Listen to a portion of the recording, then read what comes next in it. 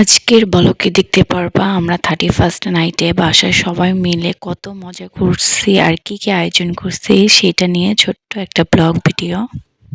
আজকের ভিডিওটা একদম সকাল থেকে স্টার্ট করা হয়েছে। তো ঘুম থেকে উঠে একদম মা সবকিছু চিকেন টিকেন সবকিছু ভিজিয়ে নিয়েছে। এগুলো এখন সব এক এক করে গুছিয়ে নেওয়া হচ্ছে।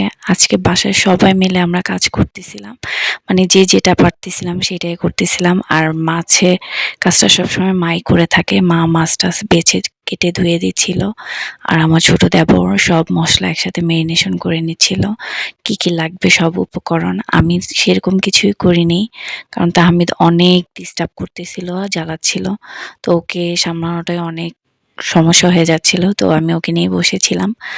আর সোহামনি এই ভিডিওগুলি করছে, মানে ও যেভাবে পারছে সেভাবেই আমাকে ভিডিও করে দিছে। তো সব মশলা একসাথে মেরিনেশন করে নিচ্ছে, আর চিকেনের সাথে লেবু মিশিয়ে মেখে নিচ্ছে, কারণ চিকেনে যেন গন্ধটা না আসে। তো এই কাজটা সবাই মিলেমিশে করতেছিল।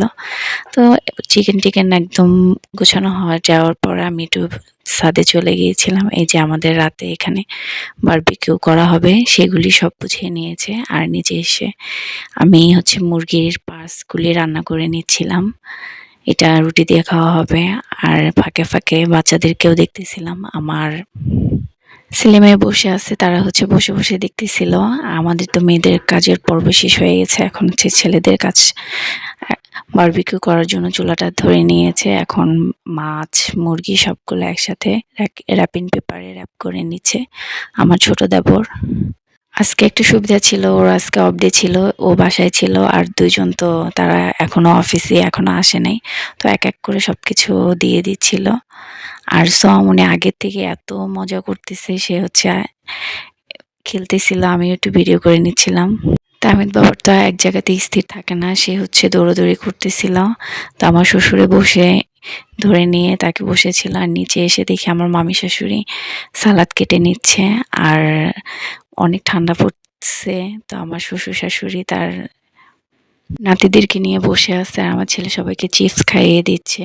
আর চিকেন অলরেডি হয়ে গেছে, এক পার্ট শেষ হয়ে গেছে। আর নিচে এসে দেখি আমার জাল পোলাও রান্না করছে, আর নান রুটি নিয়ে আসা হয়েছে। আমার মামি শাশুড়ি সব একদম কেটে কুটে সবকিছু রেডি করে রেখেছে। এই সালাতের পর্ব এটা হচ্ছে আমার ভাগ্নিরা করতেছিল, আমার বড় ননাসের মেয়েরা। ওরা হচ্ছে সালাদ মাখাচ্ছিল। হাতে হাতে আসলে কাজ করলে সব কাজই সহজ হয়ে যায়। বারবিকিউর যে মশলাটা ছিল সেটা আমরা চুলার ভিতরে কষিয়ে নিয়েছি। এই যে আমাদের হচ্ছে খাবার দাবার।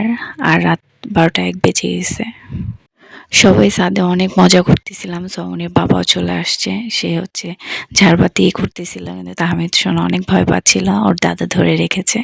তো আমার মেয়ে আবার তার বড় চাচু আসলে আর কিছুই লাগে না, ছেলে মেয়ে দুজনেই। তো চাচুর সাথে অনেক মজা করতেছিল, মানে চাচাকে দেখে তার সাহসটা আরো বেড়ে গেছে, সে একা একাই সবকিছু করতেছিল অনেক। তা আমরাও চারজনে ঝাড়বাতি করে নিচ্ছিলাম, ভালোই লাগতেছিল। বাচ্চাদেরকে নিয়ে আনন্দ, বাচ্চাদের আনন্দটাই সবচেয়ে মজা লাগে, কারণ ওদের খুশি দেখলেই বেশি ভালো লাগে। আমার ভিডিও যদি আপনারা ফেসবুক থেকে দেখে থাকেন তাহলে অবশ্যই একটা লাইক কমেন্ট শেয়ার করে দিবেন। আর ইউটিউব থেকে দেখে থাকলে সাবস্ক্রাইব করে দিবেন। এই যে আমার ছেলে মেয়ে অনেক অনেক আনন্দ করতেছিল। আমার ছেলে বলতেছে আরো দাও আরো দাও। সোহামনির বাবা জর্দা নিয়ে আসছিল, জর্দাটা অনেক মজা ছিল। থ্যাংক ইউ কাউসার ভাই কেক দেওয়ার জন্য, কেকটা অনেক অনেক ইয়ামি ছিল। Thanks for watching.